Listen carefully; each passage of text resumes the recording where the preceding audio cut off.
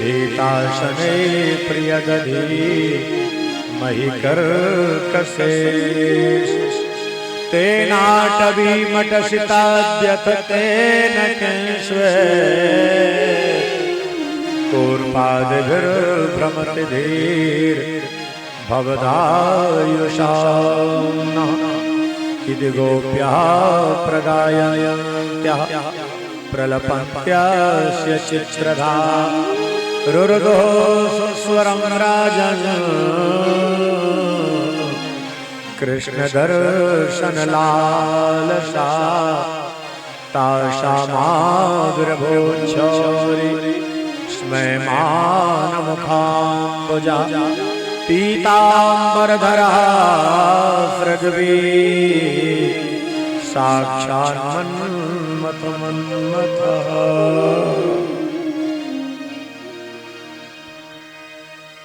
गोपियां भगवान को पुकारी,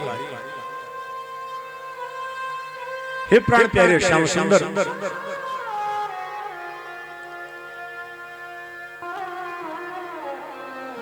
कार्यकर्ता लोग मौन होकर काम करें, अच्छा लगेगा। कथा में कोई बोल रहे, हे प्राण प्यारे श्याम सुंदर, आपके चरण कमल का स्पर्श पाकर जो ब्रज वसुंधरा है, जो ब्रज की भूमि है, वैकुंठ से भी ज्यादा श्रेष्ठ हो गई। वैकुंठ में तो आप चरण पादुका धारण करते हैं, लेकिन आपके नग्न पद चलने के कारण इसकी महिमा वैकुंठ से भी ज्यादा श्रेष्ठ हो गई है। भगवान ब्रज की लीला में कभी ज्योति नहीं पहने। 11 वर्ष वामन दिन की लीला भगवान की ब्रज की है। नग्न पद ब्रज में भगवान विचरण किए। भगवान की कृपा हो कहीं ब्रज में जाओ, खाली पैर चला। ब्रज में और कुछ हो ना, पर रज तो वही है ना। रज तो नहीं बदल सकती, भूमि तो वही है। ब्रज को भूमि को कृष्ण अपनी जीवा से चाटे।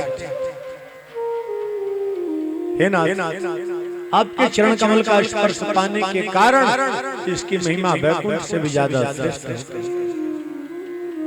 हे नाथ, यदि आपको इस प्रकार हम लोगों को त्यागना ही था तो राक्षसों के हाथों मर जाने देते, मुझे उतनी पीड़ा न होती जितनी पीड़ा आज हो रही है। उन राक्षसों से बचाकर आप मुझे इतना स्नेह प्यार दिए और फिर त्याग दिए। क्या नेत्रों से वध करना वध नहीं है क्या? मुझे पता है आप नंदनंदन नहीं हो, यशोदा नंदन नहीं हो, आप तो चराचर जीव की आत्मा हो। हे कृष्ण, हम तो आपकी अनमोल दासी हैं। आपके इतने सुकोमल चरण जिनको हृदय में धारण करने पर पीड़ा होती थी, आज नग्न पद इस कंटक वन में कहां विचरण कर रहे हो नाथ? आपके कहने पर तो सब कुछ त्याग दिया। आप ही तो कहते हो पति धर्म, परिवार धर्म, पुत्र धर्म, समाज धर्म, कुल धर्म का जो त्याग करता है उसको मेरी प्राप्ति होती है। हे केशव, हम तो सब छोड़ दें, पति सुता नय भ्रातृवान भवा। समस्त धर्मों का त्याग कर दिए। भगवान ने गीता में कहा सर्वधर्मान् परित्यज्य मामेकं शरणं व्रज। सब कुछ त्यागना पड़ता उसको पाने के लिए। हे प्राण प्यारे श्याम सुंदर, हम तो वही किए। आपके वियोग में, आपकी विरह में ये कथा भी आज हमारे लिए औषधि का काम नहीं कर रही है। ये आपकी कथा भी मुझे जला रही है। जैसे लोहे का तवा एकदम लाल हो, गर्म हो, और उसमें एक बूंद जल डालें तो क्या होगा? जल भी तो जलेगा। हे नाथ, आपके वियोग में, आपके विरह में हमारी वो दशा है कि आज की आपकी कथा की बूंद भी मुझे जला रही है। आपको इतना भी पता नहीं। आप जब गोचारण के लिए जाते थे, आपके दर्शन में एक पलक का व्यवधान हो तो हम सब ब्रह्मा को मूर्ख कहती थी। इस मूर्ख ब्रह्मा को किसी ने बुद्धि नहीं दी। एक पलक का व्यवधान हो तो लगता था जैसे एक कल्प बीत गया। ये ब्रह्मा पलक न बनाए होते तो अनवरत प्राण प्यारे श्याम सुंदर के दर्शन। गोपियां प्रार्थना करते करते भावुक हो गई। उनके जब प्राण कंठगत हो गए, भगवान समझ गए अभी ये शरीर त्याग देगी। और जब ये शरीर त्याग देगी तो फिर मेरे आने का क्या मतलब? जब फसल जल के राख हो गई तो बरसात हो या ना हो, का वर्षा जब कृषि सुखाने। जैसे गोपियां उच्च स्वर से कृष्ण को पुकारी, उसी समय रास बिहारी आनंद कंद भगवान श्याम सुंदर बांसुरी बजाते प्रकट हो गए। बोला रास बिहारी भगवान की।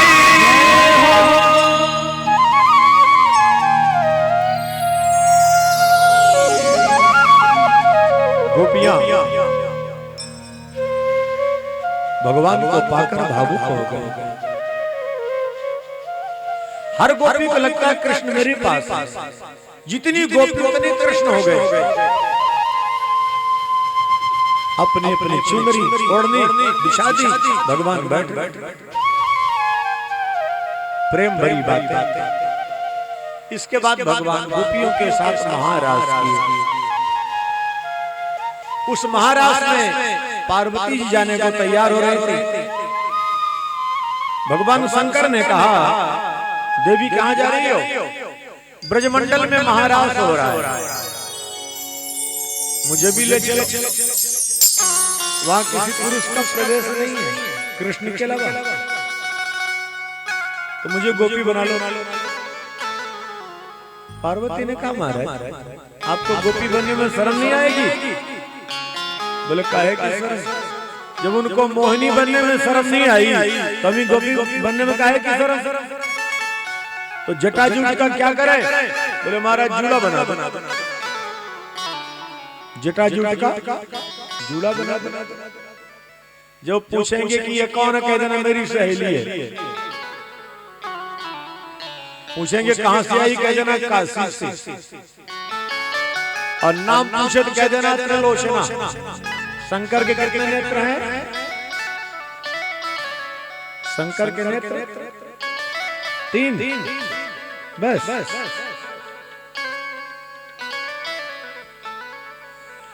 अरे बाबा शंकर के 15 नेत्र हैं।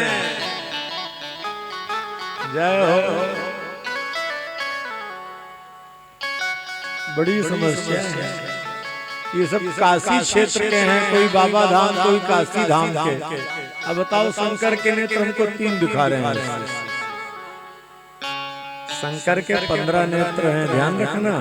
और बाबा तुलसी ने कहा है, अजय भोजपुरी लोग जो कल कह रहे थे महाराज राम जी के बारात के गीत सुना दो, तो शंकर के 15 नेत्र तो मिथिले में थे। जब राम सीता के विवाह का दर्शन कर रहे थे तो उस समय शंकर 15 नेत्रों से आनंद लिए हैं। गोस्वामी जी ने लिखा है रामचरितमानस में, नयन 15 निरखन लागे। तो 10 और 5 कितना होगा? 3। 10 में 5 का माइनस भी करें तब भी 3 नहीं बनेगा भाई। अभी तो आप लोग 3 बता रहे थे शंकर के। तो शंकर के नेत्र कितने हैं? 15। ठीक है। अब भगवान शंकर का श्रृंगार हो रहा है। इस पर एक बड़ा सुंदर भजन है। अच्छा भजन किस किस को नहीं सुनना बताओ? अब बताओ। हमने कहा किस किस को नहीं सुनना? 2-4 देवियां सामने बैठी पहले हाथ उठाओ। मतलब ये कि ध्यान कथा में कम, यहाँ वहां ज्यादा घूम रहा है। तो चलो भाई भजन का आनंद लेते हैं। नारायण व्रज भूमि को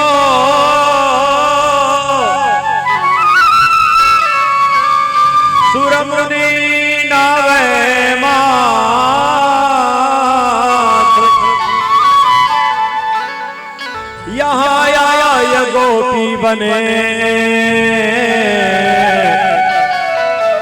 ये बाबा भोला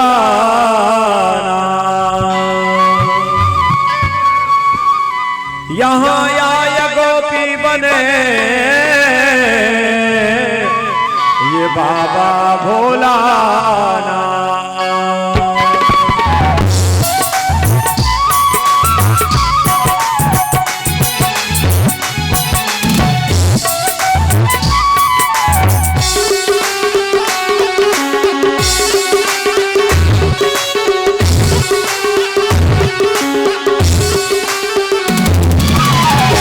वो भोले भंडारी, एक दिन वो भोले भंडारी बन के ब्रज की नारी राधा आ गए, वृंदावन आ गए।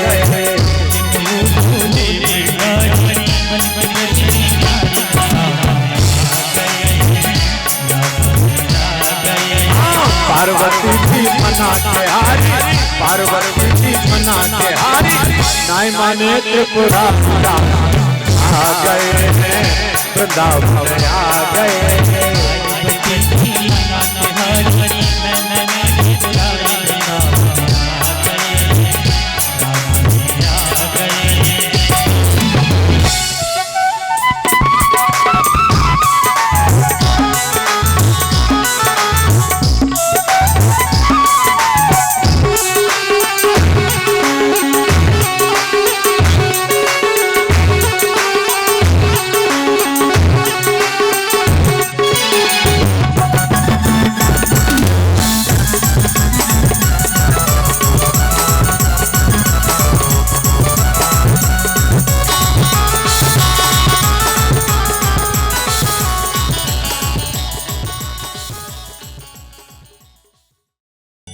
भगवान शंकर का बड़ा सुंदर श्रृंगार हुआ। अब श्रृंगार तो हो गया, लेकिन एक समस्या हो गई मामा जी। अब किसी पुरुष को साड़ी पहना दो और कहो चलो, तो अब दंडवती होने लगी। शंकर जी तो गिरने लगे। पार्वती ने कहा महाराज वहां से गिराओ। अब चलना भी नहीं आता, पार्वती चलना सिखा रहे। अब माताओं का देवियों का अभ्यास चल जाएंगे, लेकिन किसी पुरुष को साड़ी पहना दें क्यों पंडित जी? संभव है? आपको नहीं पहना जाएगा, चिंता न करिएगा। बाकी तैयारी मामा जी लोग कर रखे हैं, पर घबराइएगा नहीं। पर ऐसा होगा नहीं, अभी हम बैठे हैं आपके साथ। अब समस्या ये है कि किसी पुरुष को साड़ी पहना दो बाबा, चलने में समस्या तो हो ही जाती है। अब यहाँ शंकर जी के साथ बड़ी समस्या हो गई चलने। पार्वती ने कहा महाराज नाक कटा लोगे, पर एक प्रार्थना है क्या, घूंघट भर मत छोड़ना। एक हाथ से घूंघट पकड़ कर रखना। क्यों? घूंघट खुला तो सारा भेद खुल जाएगा। घूंघट खुलते सारा भेद खुल जाएगा। अब भगवान शंकर धीरे धीरे चल रहे हैं, और जैसे महाराष्ट्र में प्रवेश हुआ, हमारे कन्हैया जी समझ गए भोले बाबा आ गए। पार्वती से पूछते हैं क्यों, ये कौन है? पार्वती ने सोचा इतनी भीड़ में इनको कोई दिखाई नहीं पड़ा, यही दिखाई पड़ गए। धीरे से कहती है महाराज ध्यान रखना, घूंघट भर न खुले, चिंता न करो। तब पार्वती ने कहा प्रभु मेरी सहेली है। अच्छा, कहाँ से आई है? काशी से। आपकी सहेली जी का क्या नाम है? त्रिलोचना। भगवान ने कहा ये बताओ, यहाँ सबका घूंघट खुला है, ये लंबा घूंघट कान की क्यों आई है? प्रभु बेचारी पहली बार आई है, इसलिए संकोच कर रहे हैं। कन्हैया ने कहा अभी बताता हूँ सहेली है कि अब देखो बड़ी जोर से आवाज आ रही है। भगवान कृष्ण वही बांसुरी की तान छेड़ दिए।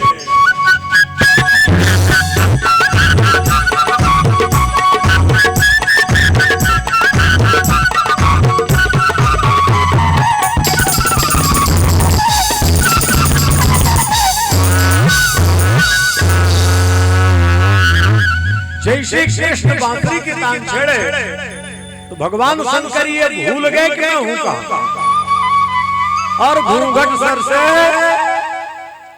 अलग हुआ। पार्वती मुस्कुराई, क्यों, यही तेरी सहेली है। कन्हैया मुस्कुराए श्री राम पार्वती से, यही तेरी सहेली है। पार्वती ने कहा महाराज मैं पहले मना किया। कन्हैया ने कहा बोले बाबा आप, बोले हाँ महाराज, आपका स्पर्श पाने के लिए गोपी बनना पड़े पर भी कोई समस्या नहीं। तब भगवान शंकर की स्थापना हुई है गोपेश्वर महादेव के रूप में। गोपेश्वर महादेव के रूप में। और भगवान ने ये वरदान दिया है कि वृंदावन में कोई भी आया यदि गोपेश्वर महादेव का दर्शन नहीं किया तो उसकी यात्रा अधूरी मानी जाएगी।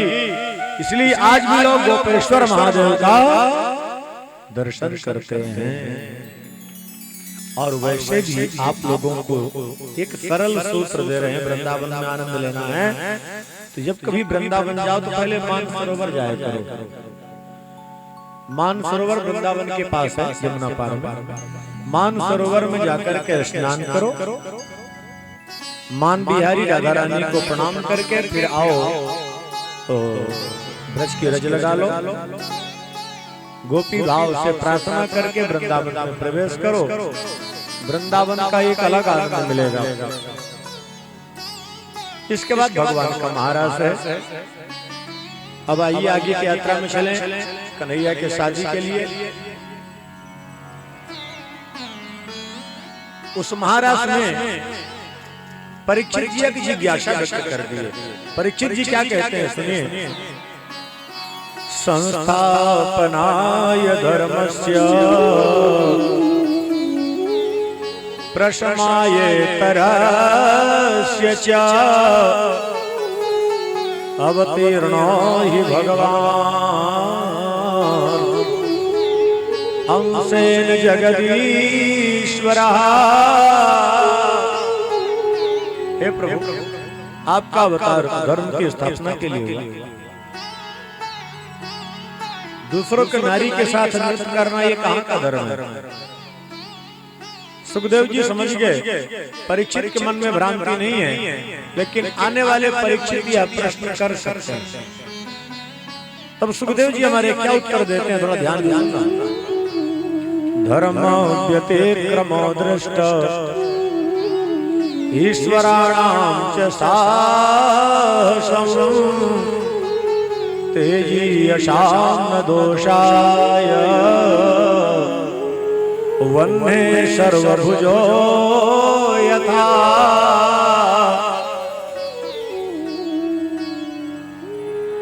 परीक्षित पहली बात तो जो सामर्थ्यवान होते हैं उनमें किसी प्रकार का कोई दोष नहीं होता।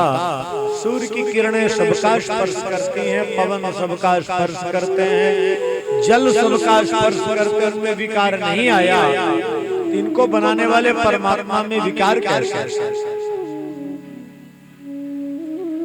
बोले महाराज इसका मतलब तो ये हुआ कि जो सामर्थ्यवान है कुछ भी कर सकता है। बोले ऐसा भी नहीं है। तो जितनी गोपियां थी पांच भौतिक रूप से अपने अपने पतियों के पास थी। गोपी नाम तत्पति नाम च सर्वेषामेव देहिनाम योऽन्तश्चर्तिशोऽध्यक्षा क्रीडने नये भाग। भगवान को इस मिट्टी के पुतले से कुछ लेना देना नहीं है। हमारा आपका जो वास्तविक स्वरूप है उसको प्रकट किए हैं। इसलिए भगवान की लीला को समझना हो तो पहले अच्छा श्रोताओं आप लोग कहोगे बार बार प्रश्न करते हैं। प्रश्न नहीं कर रहे हैं, आप लोगों के थोड़ा बुद्धि का परीक्षण करके आनंद लेते हैं। कितने बुद्धि है, आनंद लेना चाहिए। यहाँ जितने लोग विराजमान हैं आप लोग एक मकान में रहते हैं कि 3 मकान में रहते हैं, बोले बताइए।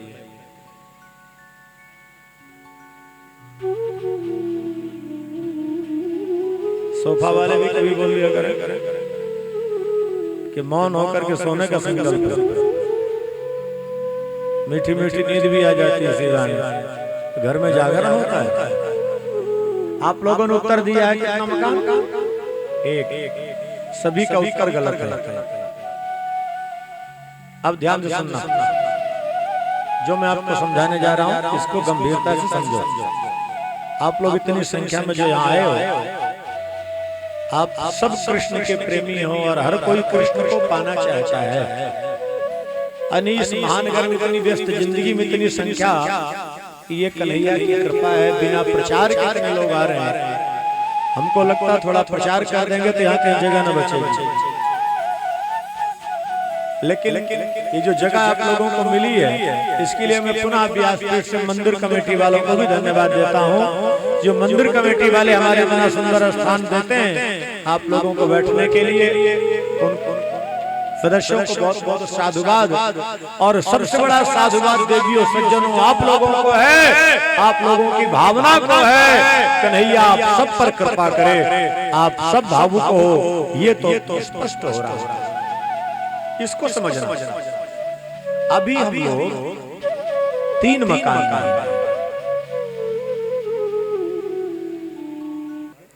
अभी आप लोगों का एक प्रश्न था, आप लोगों ने कहा था हम एक मकान में रहते हैं, ठीक? तो उसको समझ लें आप लोग, फिर आगे चलते हैं। कहीं संकेत कहीं विस्तार चलता रहेगा। देखिए आप लोग जिस मकान का परिचय दिए ना कि हम एक मकान में रहते हैं, यदि आप लोग उस मकान में रहते हो तो यहाँ बैठे हो तो मकान तो यहाँ नहीं है। फिर आप तो अलग बैठे हो। आप जिस शरीर में बैठे हो ना, इस शरीर के अंदर 4 मकान हैं। इसमें कितने मकान हैं? 4। अभी 3 में इसमें भ्रमण कर रहे हो। और जिस दिन तीनों से निकल करके चौथे में आ जाओगे, जिसको तुरी बोलते हैं, तब भगवान की लीला में प्रवेश होगा। 3 मकान कौन कौन से? तो पहला आपका स्थूल जो दिखाई पड़ रहा है, ठीक? जो दिखाई पड़ रहा है स्थूल शरीर है। और दूसरा, कभी आप लोगों को स्वप्न आता है कि नहीं आता है? आता है ना? तो वो है सूक्ष्म शरीर। और तीसरा है कारण। जब गहरी निद्रा में जाते हैं तो कुछ भी होश, कहाँ पड़े हैं कहाँ नहीं पड़े हैं कुछ होश नहीं रहता, ठीक? ये 3 शरीर आपके हो गए। इससे ऊपर उठोगे तो तुरीय अवस्था, जिसको तुरीय अवस्था भी बोलते हैं। आपका जो ये शरीर है, इसकी रचना हुई है अन्नमय कोश से। इसको अन्न पानी नहीं मिले तो बेकार हो जाएगा। जो सूक्ष्म शरीर है उसकी रचना हुई है प्राणमय मनोमय विज्ञानमय कोश से। और जो कारण शरीर है उसकी रचना हुई है आनंदमय कोश से, ठीक? तो जब तक हम जाग रहे हैं तो इस शरीर में है, ध्यान देना, इस शरीर में है। और गहरी निद्रा में गए तो कारण में चले गए, कुछ पता नहीं चला। और जब निद्रा टूटी, ना हम नींद में रहते ना जागते, अर्ध निद्रा जिसको बोलते हैं, उसी में आता है स्वप्न। और जब स्वप्न आता है कई बार तो लगता है कोई मार रहा है, कोई दौड़ा रहा है, किसी से मिल रहे हैं, कहीं जा रहे हैं, पड़े हैं चारपाई में, आंख बंद है और दुनिया भर की चीजें दिखाई पड़ रही हैं। ऐसा होता कि नहीं होता? अब आप लोगों को समझ में आ गया? तो कितने शरीर में अब हो? अभी 3 में घूम रहे हो, 4 में नहीं, अभी 3 में घूम रहे हो। इससे जब आपके गुरुदेव की कृपा होगी, निकलोगे, तब चौथे शरीर में प्रवेश होगा। जहाँ भगवान की रास है वहीं फिर आपका कल्याण हो जाएगा। भगवान ने कहा इस रस का रसपान करेंगे, उन पर भगवान की कृपा होगी। इसके बाद वृंदावन की यात्रा है, जहाँ शिव शक्ति की आराधना, युगल गीत का प्रसंग, शंखचूड़ का प्रभु ने उद्धार किया है। व्योमासुर केसी त्याग राक्षसों का प्रभु उद्धार किए। अब भगवान का प्रस्थान गोकुल से वृंदावन से मथुरा। देवियों सज्जनों, संयोग और वियोग ये जीवन का क्रम है। किसी का संयोग अच्छा लगता है तो किसी का वियोग अच्छा लगता है। आज हमारे कन्हैया की कृपा है। आप लोग सोचो, कृष्ण की कथा में इतना आनंद आ रहा है, चारों तरफ मेला लगा है। आप लोग जिस कंकड़ पत्थर में बैठे हो, कन्हैया की कृपा है आप लोगों पर। सब सोफा में, कोठियों में, प्लेटों में रहने वाले, लेकिन ये जो बैठे हो इस प्रकार से, ये कृष्ण प्रेम के लिए बैठे थे और 6 दिन कैसे बीत गए कुछ पता नहीं चला। कल कथा विश्राम हो जाएगी, कल के बाद आप लोग भी यहीं रहोगे, ये परिसर भी यहीं रहेगा, लेकिन क्या इतनी संख्या में आके बैठोगे? बैठने की इच्छा तक नहीं। कई तो कथा प्रेमी भावुक हो जाते हैं, अब पता नहीं कब कथा मिलेगी। यहाँ कई देवियां माताएं बोल रही थी, बोले अगले बार फिर आपको आना है, अगली बार फिर आना है। हमने कहा ये तो कृष्ण का विषय है, देखो ये मेरा कन्हैया जैसा चाहेगा वैसे न होगा, उसकी जैसी मर्जी होगी और भक्तों का जैसा भाव होगा, जैसा भक्तों का भाव होगा कन्हैया के वैसे इच्छा होगी। ठीक है कि नहीं? यहाँ कथा 2-3 वर्ष पहले हुई थी, कितना हो गया? 2 वर्ष हो गए, 2 वर्ष बाद हो गया। 2 वर्ष पहले आए थे, फिर बीच में कुछ व्यतिक्रम ऐसा बनता है, तारीख को लेकर समय लेकर चलो हरी इच्छा इसी जगह पर आए थे, और उस बार मंडप छोटा बनाया था, आप लोगों ने इस बार बड़ा कर दिया है, लेकिन बड़ा करने के बाद भी मंडप आपका छोटा हो गया। हमारा कन्हैया बता दिया कि जितने बढ़ाओगे जितने बढ़ाओगे उतने भक्त बढ़ जाएंगे, यहाँ छोटा ही होता है। यही तो मेरे कृष्ण की लीला है। लेकिन कल्पना करना भगवान की कथा में इतना आनंद है, तो जहाँ स्वयं प्रकट हुए होंगे वहाँ कितना आनंद न रहा। भोले भाले ब्रजवासियों को ये पता नहीं था कि ये चले जाएंगे। भगवान नारद जी के अंदर माया डाले, नारद जी के द्वारा कंस को पता लगा, वसुदेव देवकी को जेल में डलवा कर अक्रूर को भेजता है। बहाना धनुष यज्ञ का उद्देश्य कृष्ण बलराम को मरवाना। भगवान जब गोचारण करके लौटते थे ना, माँ यशोदा मक्खन का पेड़ा लेके द्वार पर खड़ी रहती है, मेरा कन्हैया आ रहा होगा, मेरा कृष्ण आ रहा होगा। बलराम तो प्यार से बलुआ कहती थी, कृष्ण को कन्हैया। भगवान धूल धूसरे कभी गायों के आगे कभी गायों के पीछे, बांसुरी की तान छेड़ देते थे, गाय रवाती पीछे पीछे दौड़ पड़ती थी। आज इन गायों को भी नहीं पता था कि अभी ये चले जाएंगे। जैसे भगवान पहुंचे, अक्रूर का आगमन हुआ। सुखोपविष्टा पर्यंके राम कृष्ण और मानता, लेभे मनोरथान सर्वान पथियान सचकार। कृष्ण बलराम से अतिथि सत्कार पाकर अक्रूर भावुक हो गए। उन्होंने कहा, प्रभु ये पापी कंस आपको मरवाना चाहता है, बहाना धनुष यज्ञ का है। भगवान ने कहा, मुझसे तो कह दिया, मेरे भोले भाले ब्रजवासियों से मत कहना, नहीं मरते मर जाएंगे पर जाने नहीं देंगे। माँ यशोदा को पता चल गया मेरा कृष्ण प्रातः काल जाने वाला है। माँ कांप गई। मेरा कन्हैया ऐसा वाक्य बोल दिया जो कोई भी मां नहीं सह सकती। देवियों माताओं, किसी का बालक ये कह दे, माँ आज मेरी अंतिम विदाई कर दो, अब मैं कभी नहीं आऊंगा, कोई माँ जाने देगी क्या? मरती मर जाएगी पर माँ जाने नहीं देगी। वो यशोदा कैसे सह पाए इस वाक्य को? जैसे मेरा कृष्ण कहा, माँ आज मेरी अंतिम विदाई कर दो, यशोदा चीज मेरे कृष्ण बेटा क्या कह रहे हो? भगवान ने क्या कह दिया? मैया कर दो विदा आज तू प्यार से, मैया कर दो विदा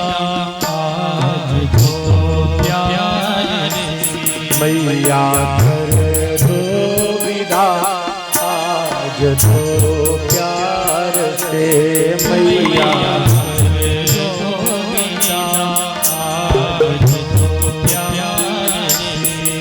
जा रहा दूर में जा रहा दूर में तेरे घर द्वार से तेरे घर द्वार से मैया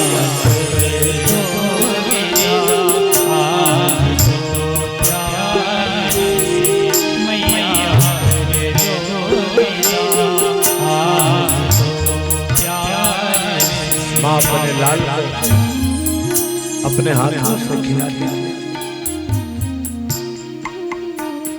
यहाँ भी जब आता हूँ तो मैया बुलाते हैं कि मैया जो बैठी है मामी जी बैठी है ये सामने बैठा है कि बोले नहीं थोड़ा और खाओ थोड़ा और खाओ। तो इतना कर्म करते हो बेटा खाते कम माँ की ममता तो माँ ही के जाना जा सकता महाराज। जब संसारी माँ का ये भाव है तो माँ यशोदा का क्या भाव होगा।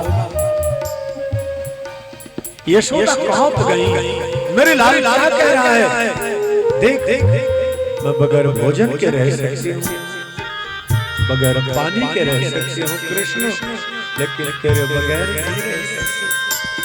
उखल बांधू न गैया चराने कहूँ उखल बांधू न गैया चराने गोपियों की वो झूठी न ताने सुनो गोपियों की वो झूठे न ताने सुनो न जगाना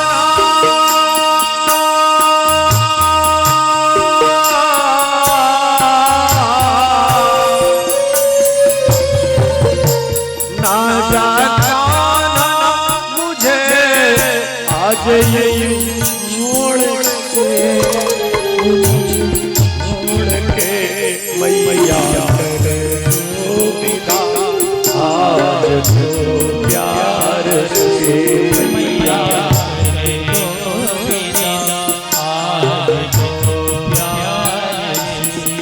जा रहा दूर में जा रहा दूर में तेरे घर द्वार से तेरे घर द्वार से मैया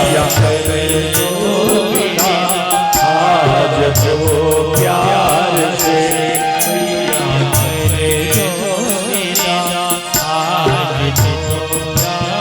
माया तड़पा भाग्य भाग्य बलु बलु तू तो बड़ा है ना मेरे कृष्ण को देख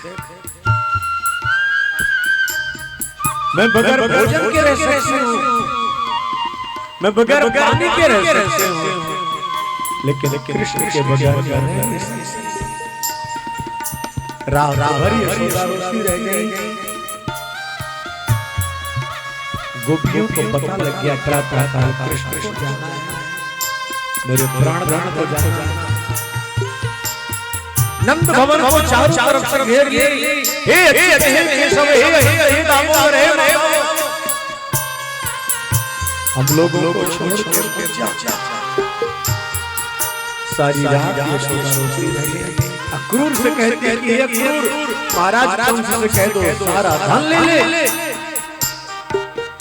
मैं तो वृक्ष के नीचे रह जाऊंगी लेकिन मेरे कृष्ण मुझसे अलग।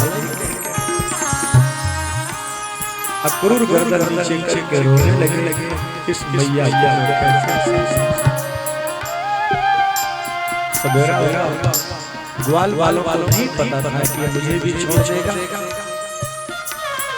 गोपियां रथ के सामने लेके हे प्राण प्यारे श्याम सुंदर आप जा रहे हो रथ का चाक मेरी गर्दन से निकाल दो अक्रूर ताकि मेरे प्राण भी प्राण प्यारे के साथ। अक्रूर का हृदय वज्र हो गया उस समय। गोपियों के वियोग से वहां कुंड बन गया। आज भी इसको बिछौरा कुंड कहते हैं। जैसे कृष्ण रथ पर बैठ यशोदा मूर्छित हो गई। थोड़ी सी चेतना आई, कृष्ण जा रहा है। भागी भागी गई, रथ का चाक पकड़ के घसट गई। मैया सो के मोती न बिखरा, मैया सो के मोती न बिखरा। जाओ हरिद्वार अपने रहो शिशिर, जाओ हरिद्वार अपने रहो शिशिर। कर दो अंतिम विदाई, अंतिम विदाई। बड़े प्यार से मैया करो विदा, आज हो प्यार से मैया।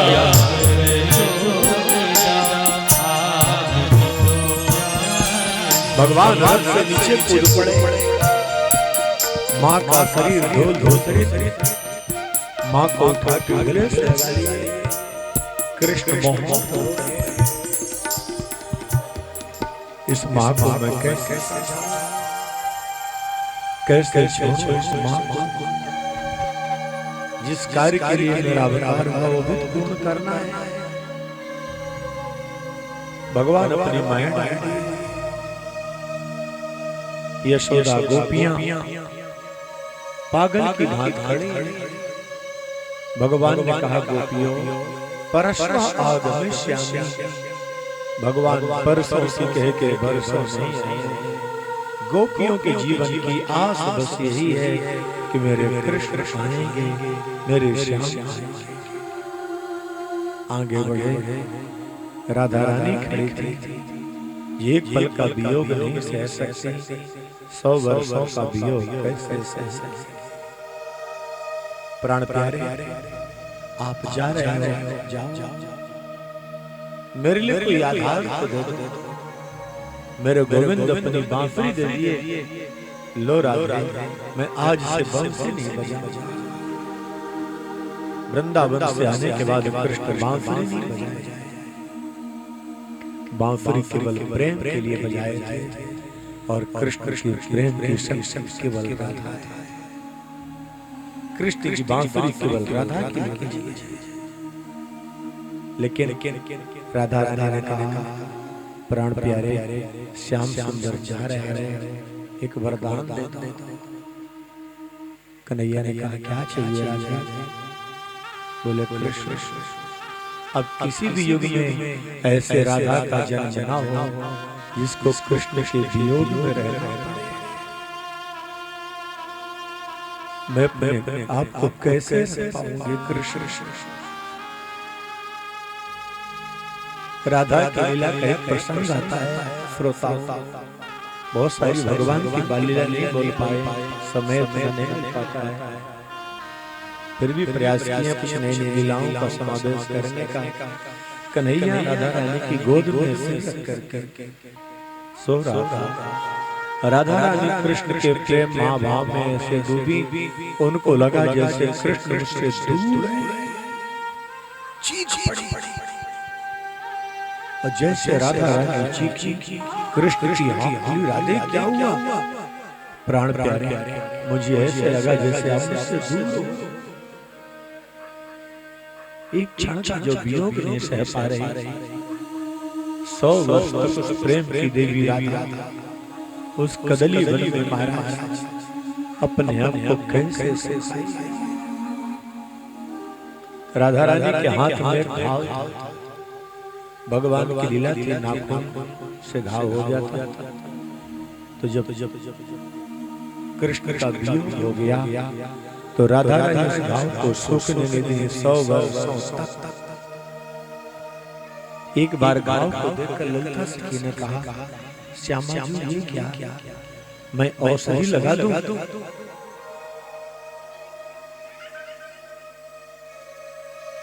मैं औषधि लेप लगा दूं घाव ठीक हो जाए।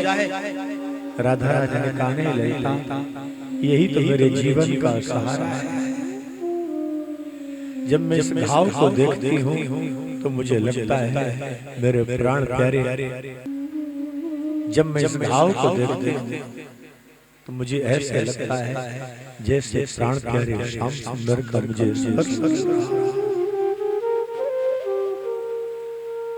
इसीलिए भगवान ने कहा था, भगवान के शिकावत ने, अरे गोपियों आप तो विरह का दान देकर वियोग का दान देकर मुझ पर अनुग्रह किया। गोपियों का अवतार न होता तो कृष्ण के प्रेम को कौन जानता, कृष्ण के प्रेम को कौन समझ पाता।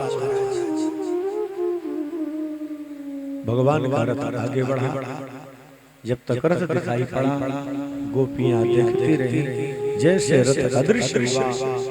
कृष्ण के आगमन की प्रतीक्षा में यत्र तत्र विचरण कर रही हैं, खोज रही है अपने कृष्ण, पुकार रही है अपने श्याम सुंदर को। एक लाइन तू आजा कहाँ है मेरे प्रेम,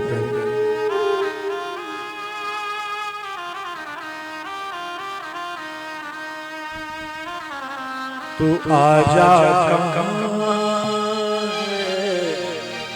मेरे श्याम प्यारे, तू आजा मेरे श्याम प्यारे, तू आजा मेरे श्याम प्यारे, तू आजा मेरे श्याम प्यारे। कोई गम का मारा, कोई गम का मारा, तुझको पुकारे, तू आजा मेरे श्याम प्यारे, तू आजा मेरे श्याम प्यारे।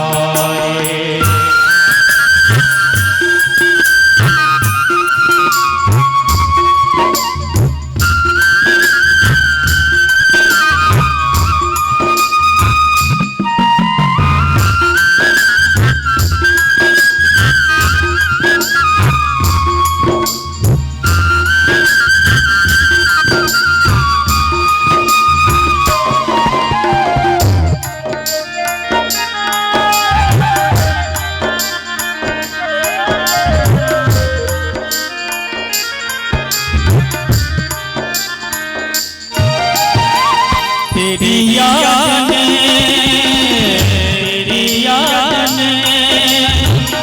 मैं जल रहा हूँ, कांटों दिल लिए चल रहा हूँ।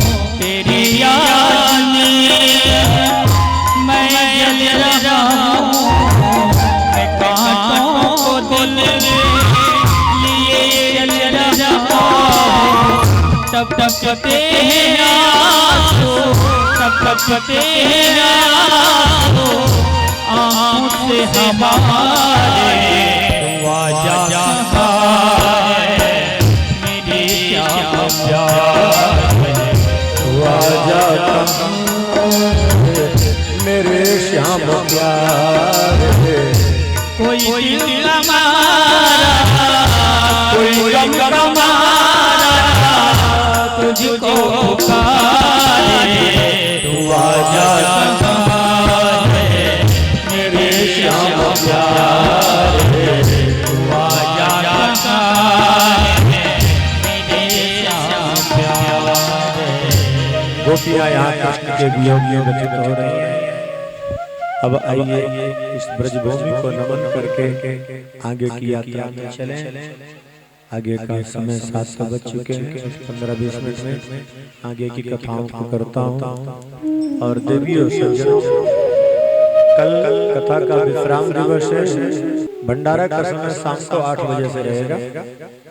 और कल भी आप लोग थोड़ा प्रयास कर लो तो कल की कथा 2 बजे से कर दें, ठीक है? 2 बजे एक दिन थोड़ा आ जाओ, तो 5:30 तक कथा विराम दे दें, उसके बाद हवन हो जाए और 8 बजे से फिर भंडारा। एक दिन थोड़ा प्रयास करके कल 2 बजे आप लोग प्रयास करो, अच्छा रहेगा। आगे प्रभु की इच्छा। भगवान का रथ पहुंचा यमुना के तट पर। अक्रूर ने कहा, प्रभु आपकी अनुमति हो मैं संध्या वंदन कर लूं? भगवान ने कहा ठीक कर। जैसे जल में प्रवेश किए, क्या देखते हैं? भगवान जल के अंदर। अक्रूर जी बाहर देखते हैं, बाहर देख, अंदर देखते अंदर। विश्वास हो गया कि साक्षात नारायण। इसके बाद प्रभु को पहुंचाया गया मथुरा। जान के ठहरने की व्यवस्था थी। अक्रूर गए सूचना देने। भगवान अपने साथियों के साथ चल पड़े नगर दर्शन के लिए। साथियों ने कहा, कन्हैया हम लोगों के कपड़े ये गांव देहात के हैं, शहर में जाओ कपड़े तो अच्छे चाहिए। राज दरबार का धोबी जा रहा था।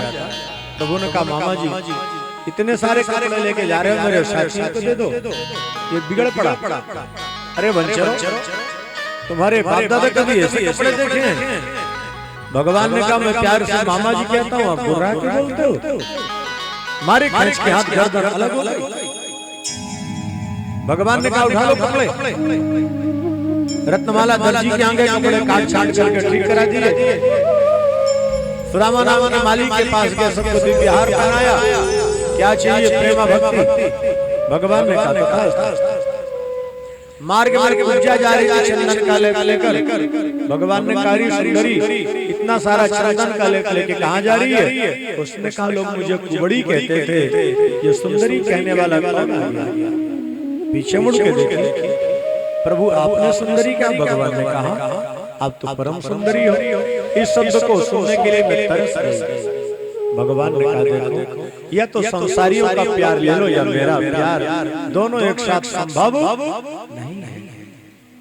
भगवान उसके कुबड़ को ठीक किए, चंदन के लेप साक्षात अथ ब्रजन राजपथे नमादवास प्रियं गृहीतांग विलेप भाजन विलोकित उपजाम्यवती वरानराम पप्रक्षयान्ति अंतरहर्षं रसप प्रदा। भगवान ने कहा, क्या चाहिए? प्यार की भूखी हो। प्रभु ने कहा, प्रतीक्षा करो, मामा जी का आमंत्रण स्वीकार कर लो, इसके बाद बाएं हाथ से धनुष को तोड़े। प्रातः काल अखाड़े का आयोजन, रंगमंच के द्वार पर कुवलया पीड़े। भगवान कृष्ण कुवलया पीड़े का उद्धार किए। जब रंगमंच पर प्रवेश किए तो कृष्ण एक देखने वाले अनेक, जो जिस रूप में देखते हैं कन्हैया उनको वैसा ही दिखाई पड़ता है। अच्छी बात बताओ आप लोग, राम के उपासक कृष्ण के मंदिर में जाएं तो कृष्ण दिखाई पड़ेंगे कि राम? कुछ तो बोलो, नहीं बोलना। कृष्ण दिखाई पड़ेंगे कि राम? अब भ्रमित है, अब लगता मौनी बाबा हो जाएगा। देखो सामान्य दृष्टि से देखोगे तो आपको कृष्ण ही दिखाई पड़ेंगे, राम के मंदिर में राम दिखाई पड़ेंगे, ठीक। लेकिन निष्ठा की दृष्टि से देखो तो फिर आपका इष्ट ही दिखाई पड़ेगा, कोई और दिखाई।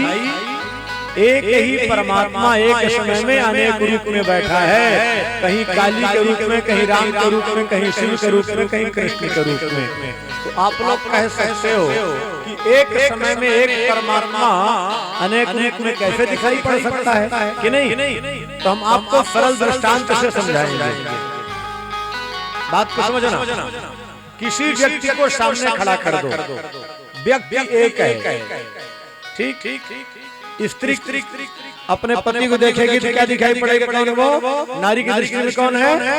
पति एक ही नहीं। और पुत्र के दृष्टि में कौन है? पिता। और पिता की दृष्टि में कौन है?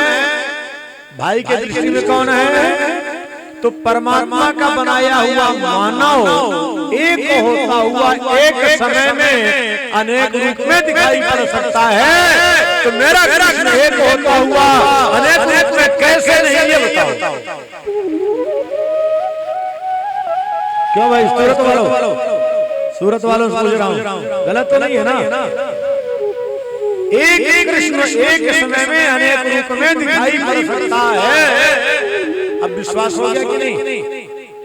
हमारी कमजोरी क्या है? हम गंगा गए तो गंगादास, जमुना गए तो जमुनादास, फिर ना इधर के रहे ना उधर के रहे। अच्छा एक बात बताओ, मरीज एक हो और डॉक्टर 10 हो तो मरीज ठीक हो जाएगा कि नहीं? ठीक हो जाएगा? तो गलती तो वही करते हैं। भगवान एक, पर राम के मंदिर में गए तो अलग पूजा, शिव के मंदिर में गए तो अलग, कृष्ण के मंदिर में गए तो अलग, और गणेश के मंदिर में गए तो अलग हो जाता है कि नहीं? एक निष्ठ बनो,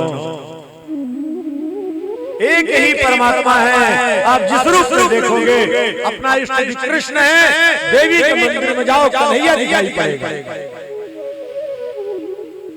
तुलसी जी हमारे जब पहुंचे वृंदावन, गोसाइयों ने कहा कि मुरली वाले हैं। बोले आपके लिए मुरली वाले होंगे, हमारे लिए धनुषधारी है। भगवान मुरली छोड़ के धनुष लेके खड़े हो रहे और वहां लिखना पड़ा कि तो मुरली की चंद्रिका की गोपियन का साथ, अपने जन के कारण श्री कृष्ण भय रघुनाथ।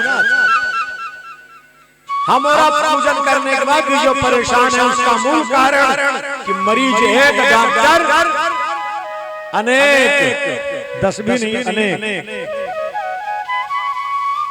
यही कमजोरी है। बस एक निष्ठ बन जाओ, कल्याण हो जाए। भगवान कृष्ण एक है।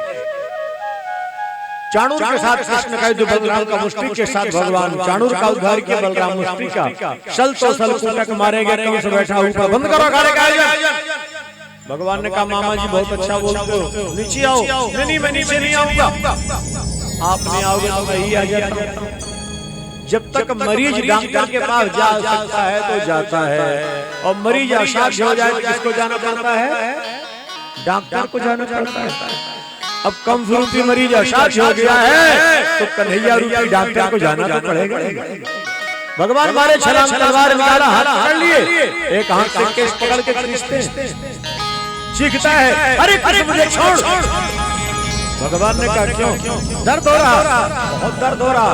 अच्छा, जब मेरी माँ देवकी का केस पकड़ करके घसीटे थे तब नहीं सोचे? सता कर किसी को मजा लेने वाले न सोचा प्रभु है सजा देने वाले। नारी के ये केस सामान्य नहीं है महाराज। और जो भी नारी के केस में गलत भाव से हाथ लगाया है उसका विनाश हो गया है। द्रौपदी का केस पकड़ा था दुशासन, परिणाम क्या हुआ? नारी के केस में महाराज त्रिवेणी का वास है, इसमें गंगा यमुना सरस्वती है।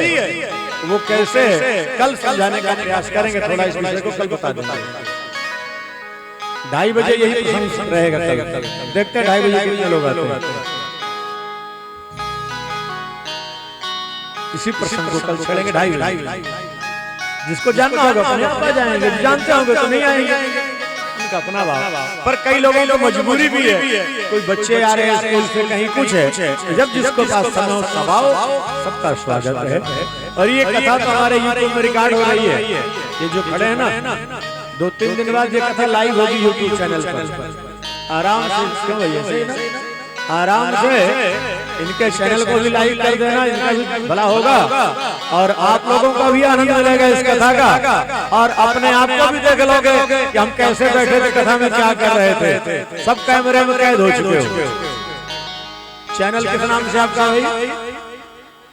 Land of God. चलो भगवानों की धरती इनका चैनल है। ये अपने आप रिकॉर्डिंग कर रहे हैं, निःशुल्क सेवा कर रहे हैं। और व्यास पीठ से इनके चैनल की बहुत बहुत बधाई है। ये खूब तरक्की करे, खूब आगे बढ़े और कन्हैया कृपा हो। फिर बॉम्बे आने का नंबर हमारा लगे, दोबारा कभी आना पड़ेगा। अच्छा, कितने लोग चाहते हैं बताओ? सभी लोग चाहते हैं? तो चलो कन्हैया की कृपा रही तो अगले वर्ष भी आएंगे।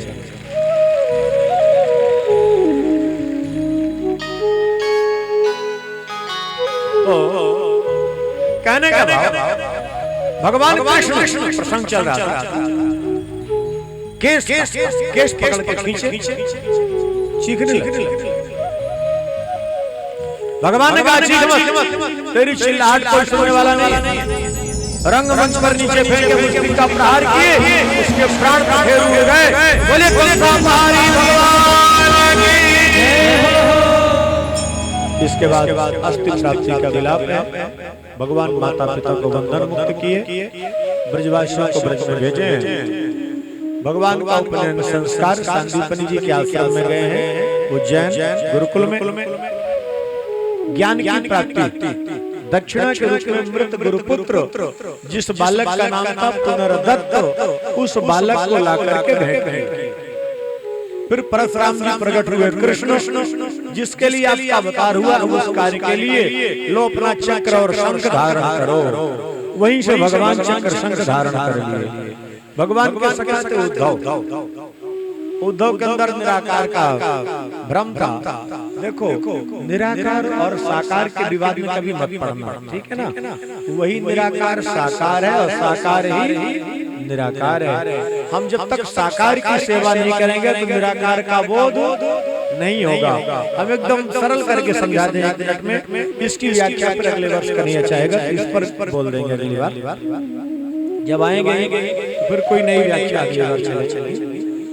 प्रभु की लीला देखो, बालक को शब्द का बोध कराना है, ठीक। अब शब्द का कोई आकार तो नहीं होता कि नहीं, लेकिन उस बालक को शब्द का बोध कराने के लिए शब्द के आगे चित्र बनाना पड़ता है कि नहीं। बात समझ रही? तो जैसे बालक को शब्द का बोध कराने के लिए चित्र बनाना जरूरी है। चित्र कब तक जरूरी है? जब तक बालक को शब्द का बोध, और जब शब्द का बोध हो गया तो चित्र भी जरूरी। लेकिन जिस चित्र के माध्यम से बालक को शब्द का बोध हुआ है, तो बालक का कर्तव्य, बालक का धर्म है उस चित्र का अनादर नहीं करे। बात समझागी कि नहीं आगे? तो जैसे चित्र के माध्यम से शब्द का बोध होता है, उसी प्रकार सगुण साकार के माध्यम से निर्गुण निराकार ब्रह्म का बोध होता है। बगैर सगुण साकार निर्गुण निराकार ब्रह्म का बोध किसी को हो नहीं सकता। और जब ये साकार की बुराई लोग करते हैं तो मुझे बड़ी हंसी आती है। कितने नादान हैं, स्वयं साकार बन के बैठे हैं। जो भी व्याख्या कर रहा है उसको पूछो, तेरा शरीर साकार है कि नहीं? बोलो। जिस माइक से बोल रहा हूँ, माइक साकार है कि नहीं है?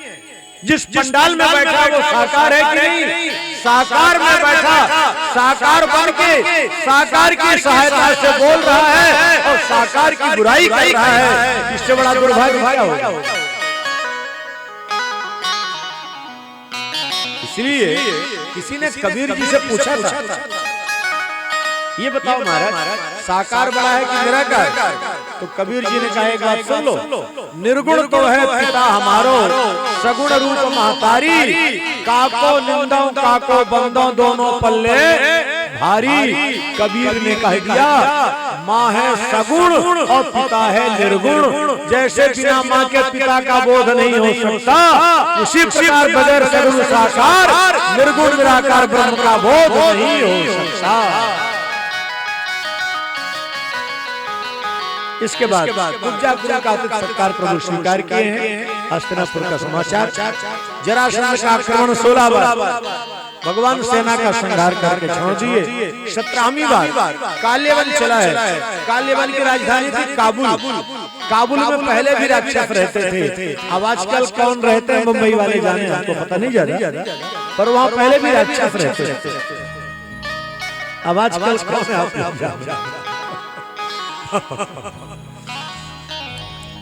मुचकुंद ऋषि के माध्यम से भगवान काल्यवन का उद्धार करवाए। इसके बाद विश्वकर्मा को बुलाकर द्वारिकापुरी का निर्माण। 18वीं बार जब आक्रमण किया जरासंध, भगवान युद्ध करते करते भागे, गिरनार पर्वत पर चढ़ गए। जरासंध आग लगाया, भगवान मारे छलांग पहुंच गए द्वारिका। बलराम रेवती का पहले विवाह, इसके बाद कृष्ण रुक्मिणी का विवाह। अब भगवान की झांकी आपके सामने आने वाली है 5 मिनट में। और थोड़ा थोड़ा जगह बना करके जिसको जो आनंद लेना है नृत्य में, कन्हैया का जब जयमाल हो तो एक बार ध्यान रखना, ताली जरूर बजा देना, ठीक है ना। मान लो किसी को कन्हैया का जयमाल ना अच्छा लगे तो अपना अपना जयमाल याद कर लेना, पर मान लो जिसका ना हुआ वो क्या करे, तो वो उसका भी जल्दी जयमाल हो जाएगा।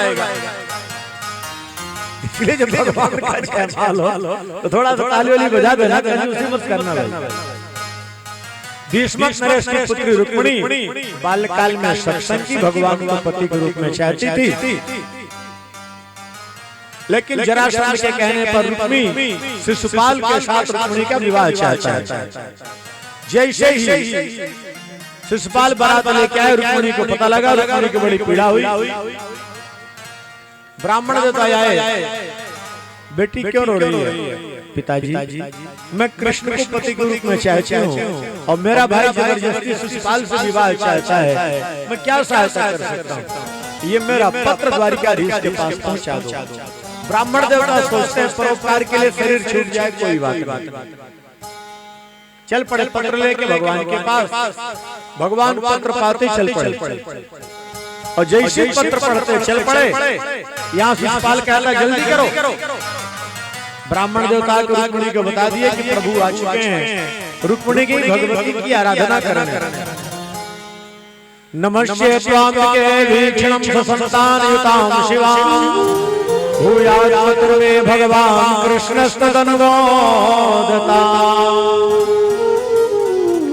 भगवती की जब आराधना की, भगवती ने कहा बेटी क्यों परेशान है, तो जिसके लिए परेशान है वो खड़ा है साथ।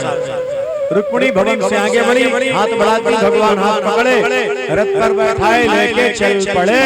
बोलो रुक्मिणी रमण भगवान की, द्वारिकाधीश भगवान की। रुक्मिणी को बड़ी पीड़ा हुई, रुक्मिणी प्रतिज्ञा किया यदि अपनी बहन को लेकर के नहीं आए तो मैं नगर में प्रवेश नहीं करूंगा। भयानक हुआ, अंत में भगवान बाल काट के छोड़ दिए, भोजकट नाम का नगर बसा के वही रह गया है। और संयोग की बात की आप लोग जिस प्रांत के हो, रुक्मिणी भी इसी प्रांत की थी, महाराष्ट्र की। रुक्मिणी महाराष्ट्र की, विदर्भ प्रांत की, महाराष्ट्र में है ना, इधर भी भगवान श्री कृष्ण और रुक्मिणी अब जा रहे हैं द्वारिका। द्वारिकावासी बड़े धूमधाम से भगवान का विवाहोत्सव मनाते हैं। यहाँ भी कृष्ण रुक्मिणी का स्वरूप आ रहा है। हमारे कलाकार लोग स्वागत करेंगे भजन के माध्यम से, और आप सब बैठे बैठे झांकी का आनंद लेंगे। भगवान की झांकी लेके आ रहे हैं, चलिए।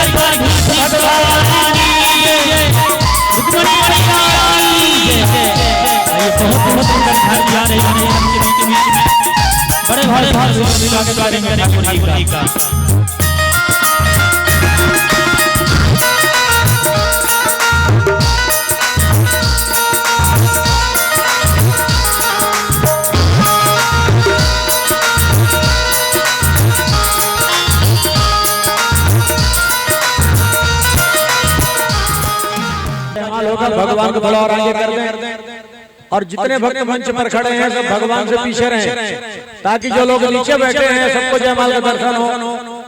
मंच पर खड़े से पीछे हो जाए भगवान को। और ये हमारा ये जो पहलवान है सोनू, ये थोड़ा कमंडल रख ऊपर आ जाए के लिए। असली हनुमान का काम तो पूरा ही कर रहा है, ये भी आ जाए के ऊपर।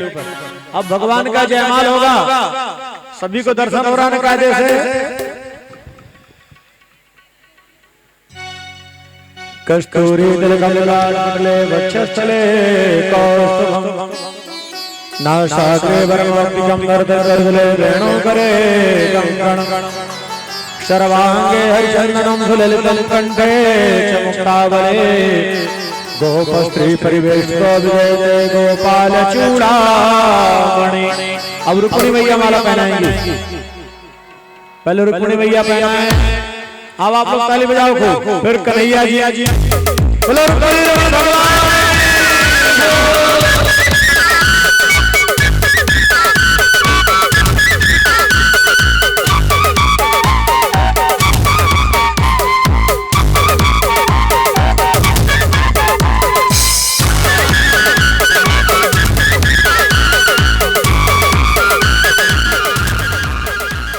नीचे आ जाएगा, जिसको प्रणाम करना है ये सोफा वाले सोफा छोड़ दें, सोफा इधर लगा देंगे, कुर्सी यहाँ पे लगा दें, यहाँ ठाकुर जी बैठा दिए जाएंगे। और एक बात ध्यान रखना भाई, जितने रुक्मिणी के पक्ष के हों और कृष्ण के पक्ष के, वो खड़े होकर के नृत्य करेंगे, और जो शिशुपाल जरासंध वाले होंगे वो दुखी होकर बैठे रहेंगे। पर जो बूढ़े लोग उनको छूट वृद्ध लोगों के लिए नहीं है, लेकिन बाकी जितने बाकी वैसे हैं। अब देखना है ठाकुर जी के नीचे बैठा हुआ, चलो, और मामा जी लोग नीचे उतरे ठाकुर जी की पूजा के लिए। और भगवान की शादी में जो बराती घराती हैं वो सभी लोग झूमेंगे, और जो खैराती हैं वो चुपचाप। और दूसरी बात ध्यान रखेंगे अपना अपना मोबाइल पर का भी ध्यान रखेंगे। चलो भाई, बोले कन्हैया लाल की जय, बोले द्वारकाधीश भगवान की, दुल्हन मैया की। आइए बड़ी मस्ती से सभी लोग गाना गाते हुए ठाकुर के पावन विवाह उत्सव में सभी लोग शामिल हों। मुकुट सिर मोरा, छोटे बच्चे पीछे हो जाएं, और आगे सब भी आने का प्रयास नहीं करें, सबको मौका मिलेगा। जो जहां है वहीं आनंद लें, सबको जगह मिलेगी। छोटे बच्चे आगे बताएं, कोई टॉपिक नहीं है। मुकुट सिर मोरा, मेरी छोरा, उमा मन छोरा, कमल जाएगी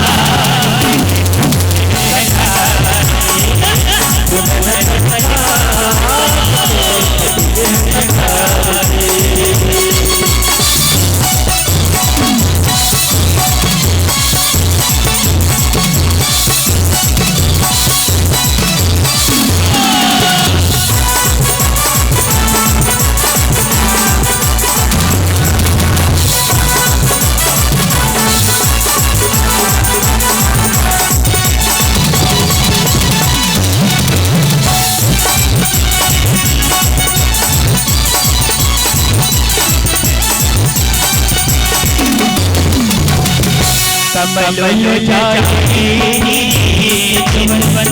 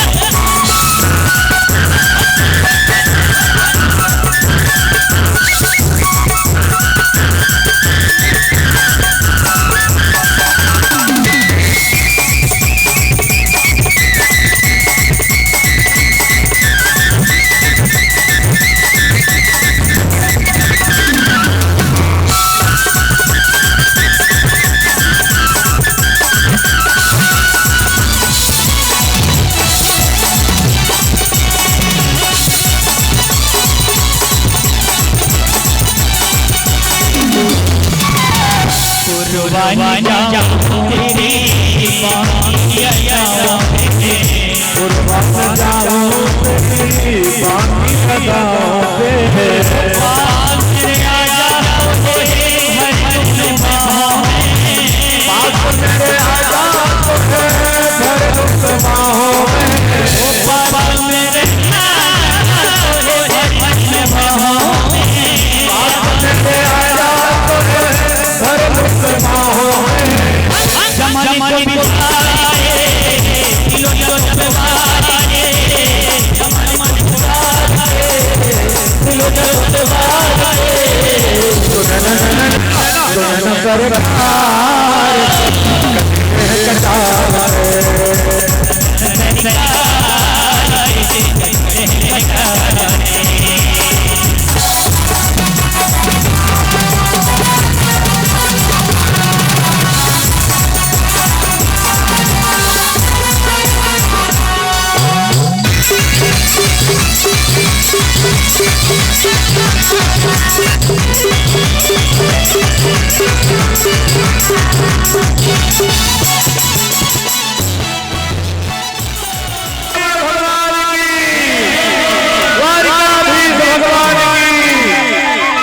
रुक्मिणी मंगल के पवित्र पावन शुभ अवसर पर आए हुए समस्त भक्त परिवार को व्यासपीठ से बहुत बहुत बधाई, बहुत बहुत मंगल कामना। आनंद कंद भगवान श्याम सुंदर मां परम्बा रुक्मिणी की आप सब पर कृपा हो, आप लोग खूब आनंदित हो, सपरिवार को फले फूले, खूब भगवान की भक्ति का आनंद ले, यही सही है मंगल कामना। चलो भाई, आज मेरे श्याम की शादी है, ये बम्बई वाले इसमें झूमे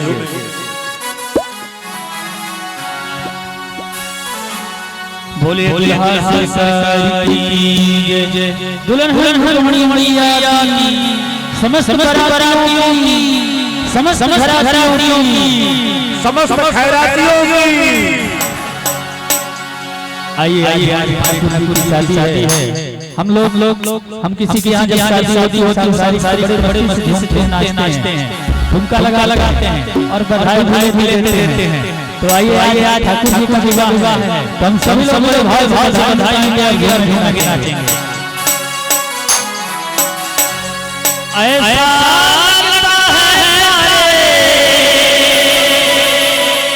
संसार शादी है,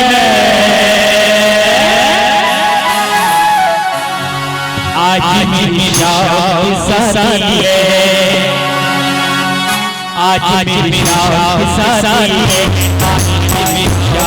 शादी है, आज मेरी शादी है, आज मेरी शादी है। ओ जाम शादी है मेरी जाओ शादी है, ओ जाम शादी है मेरी जाओ शादी है, आज शादी है।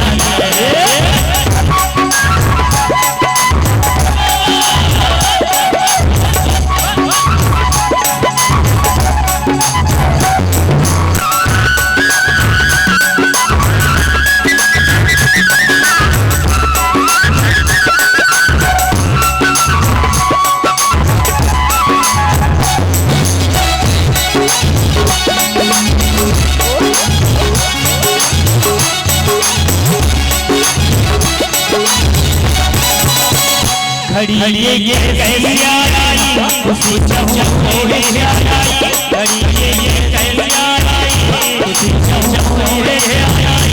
मन देखे सब सकते, मन देखे सब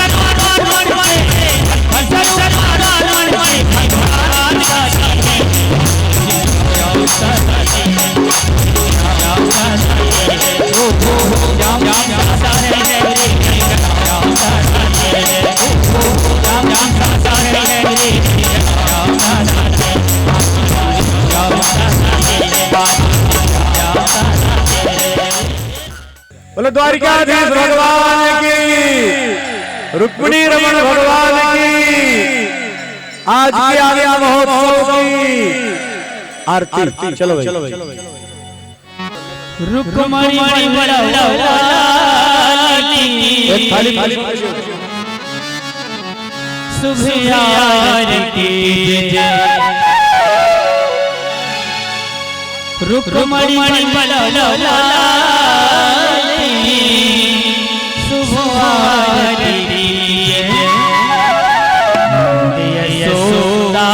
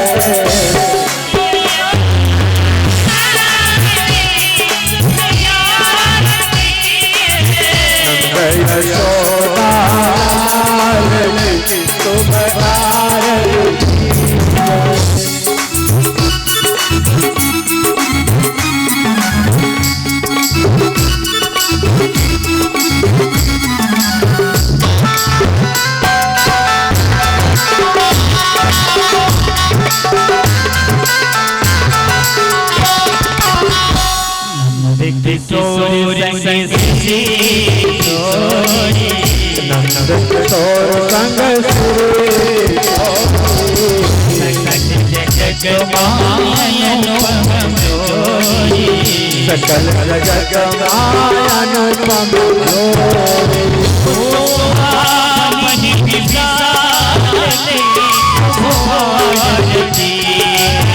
शोभा बनी है शुभ आरती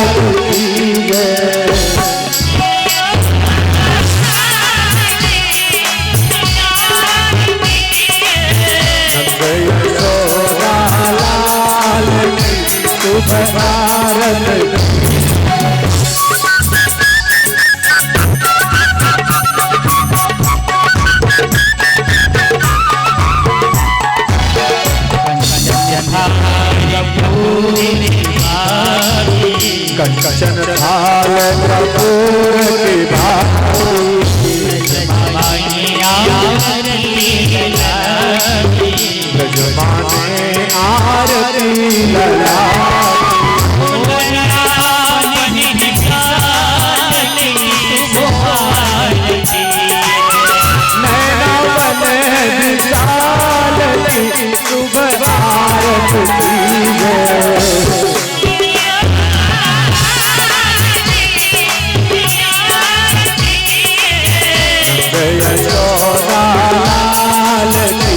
शुभ आरती कीजिए।